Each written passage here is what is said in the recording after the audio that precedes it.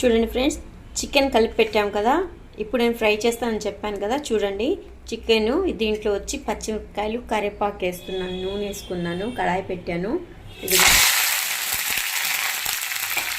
దాంట్లో చికెన్ వేస్తున్నాను, కొంచెం కొంచెంగా వేస్తున్నాను, స్టవ్ స్లో చేసుకుని. మనకి ఎంత కావాలో అంత వేసుకోవచ్చు. నేనైతే కొంచెంగా ఫ్రై చేస్తున్నాను.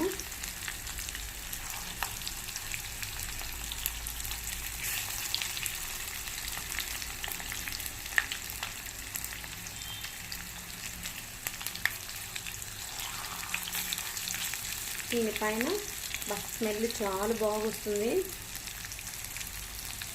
దీనిపైన మూత పెట్టేస్తాను,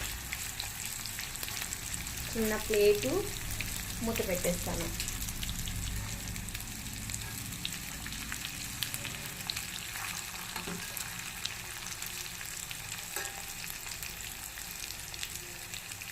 కొంచెం సిమ్లో పెడితే అది బాగా మాగద్ది.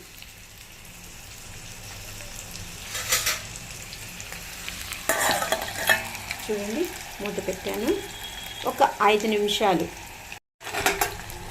చూడండి ఫ్రెండ్స్,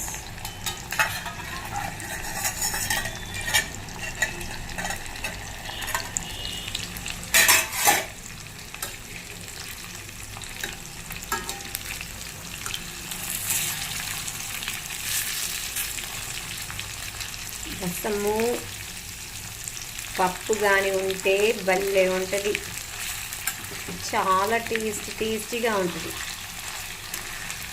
వద్దన్న వాడు కూడా కడుపు నిండా తింటాడు. చూడండి,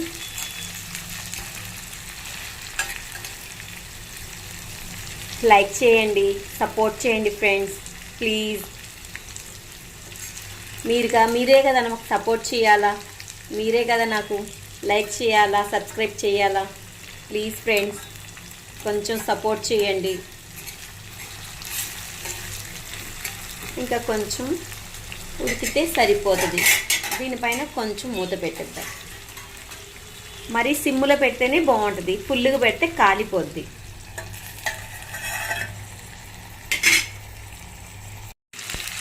చూడండి, స్మెల్ సూపర్గా ఉంది, ఫ్రై అయిపోయింది. మనం ఏమంటే ఇంకా వేసుకొని తినడం తప్ప ఇంకేమీ లేదు పని. చూడండి ఎంత బాగుందో. సబ్స్క్రైబ్ చేయండి ఫ్రెండ్స్, లైక్ చేయండి ప్లీజ్, హెల్ప్ చేయండి ఫ్రెండ్స్, సపోర్ట్ చేయండి ఫ్రెండ్స్.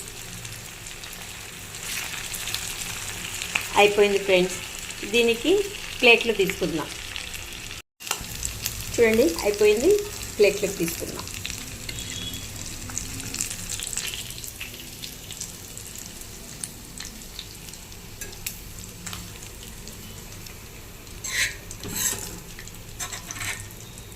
మిరపకాయ నంచుకొని తింటే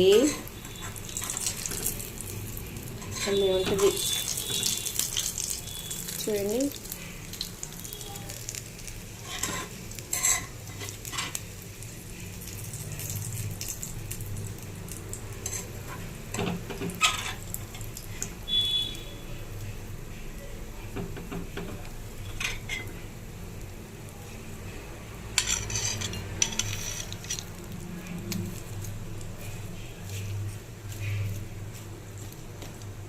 రెడీ.